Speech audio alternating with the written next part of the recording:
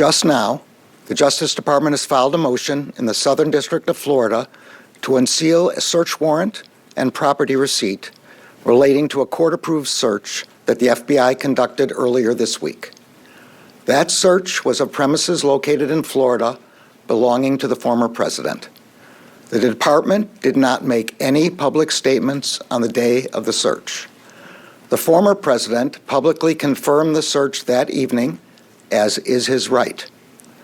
Copies of both the warrant and the FBI property receipt were provided on the day of the search to the former president's counsel, who was on site during the search.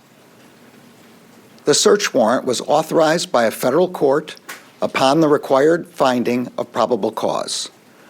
The property receipt is a document that federal law requires law enforcement agents to leave with the property owner. The department filed the motion to make public the warrant and receipt in light of the former president's public confirmation of the search, the surrounding circumstances, and the substantial public interest in this matter. Faithful adherence to the rule of law is the bedrock principle of the Justice Department and of our democracy. Upholding the rule of law means applying the law evenly, without fear or favor. Under my watch, that is precisely what the Justice Department is doing. All Americans are entitled to the even-handed application of the law, to due process of the law, and to the presumption of innocence. Much of our work is by necessity conducted out of the public eye. We do that to protect the constitutional rights of all Americans and to protect the integrity of our investigations. Federal law, long-standing department rules, and our ethical obligations prevent me from providing further details as to the basis of the search at this time. There are, however, certain points I want you to know. First, I personally approved the decision to seek a search warrant in this matter.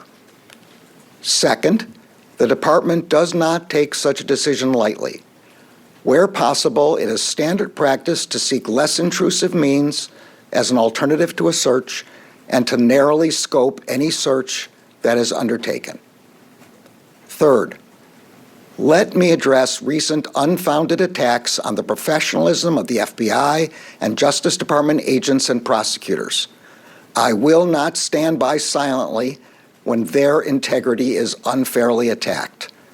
The men and women of the FBI and the Justice Department are dedicated, patriotic public servants. Every day, they protect the American people from violent crime, terrorism, and other threats to their safety while safeguarding our civil rights. They do so at great personal sacrifice and risk to themselves. I am honored to work alongside them. This is all I can say right now. More information will be made available in the appropriate way and at the appropriate time. Thank you. Mr. Attorney General, the former president said this FBI agents? Thank you all for your questions, but as I said, this is all I can say at this time.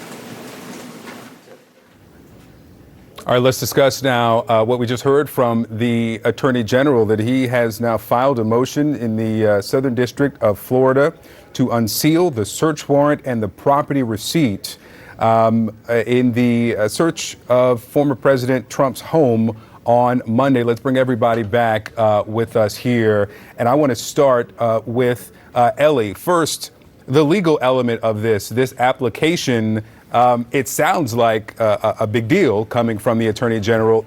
Is this unprecedented? How rare is it to request that this be made public? This is a remarkable and unusual move, Victor. We essentially just saw Merrick Garland call Donald Trump's bluff. And here's what I mean by that. In the wake of this search warrant, Donald Trump has two documents, he and his lawyers. One is the search warrant itself with whatever attachments, and the other is this inventory or this receipt. Now, those documents are going to have important information about the search. These are the documents that people have been saying, well, if Donald Trump wants to make an issue of this, he should release them. What Merrick Garland just said is, we, the DOJ, are going to release them. We're going to go to the judge. We're going to ask the judge to unseal those documents, meaning make them available to the public, because DOJ policy is they will only speak about things that are on the record with the court. So essentially, Merrick Garland just said, okay, Donald Trump, you're not going to release them. Well, we're going to do it. We're going to put those documents in front of the American public. But I do think it's important to understand what will and will not be in those documents.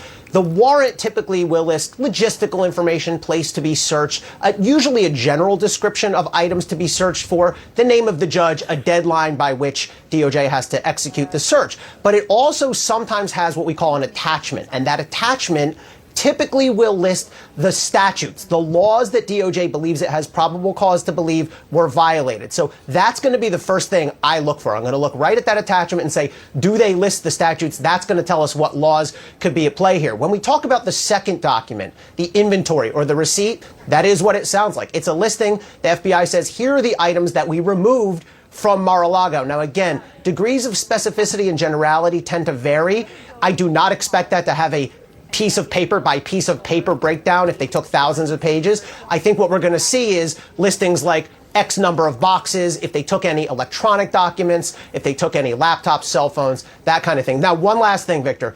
The document that we still will not see is the big one. The most detailed document here is the affidavit. That is the document which typically can be 20, 40, 100 pages, where prosecutors lay out chapter and verse. Here's all of our proof that gives us probable cause. That still is going to remain confidential. Donald Trump does not have that. Merrick Garland is not moving to unseal that. But the other two documents that Donald Trump has, Merrick Garland has said, well, I'm going to show them to you now. Because that affidavit is crucial and central to the investigation, you would expect that would be released at this point.